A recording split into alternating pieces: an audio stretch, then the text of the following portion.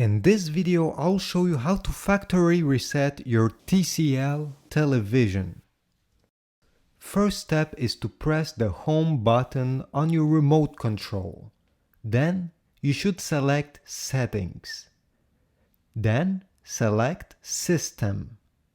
Once you're done, select Advanced System Settings.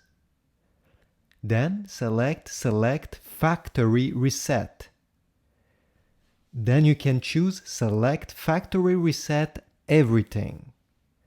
You'll see a code appearing. You'll need to enter the same exact code so the factory reset can start. Don't forget to press the OK button. If after factory resetting your television you still have a problem, then follow this. So the first solution is to unplug your TV from your wall socket. And then you need to locate the power button of your TV, often located on the back. You need to keep this button pressed during 30 seconds. Don't let it go. Once this 30 seconds passed, then you need to wait a minute before plugging the TV back into the wall socket. Hopefully this will solve your problem if factory resetting didn't work.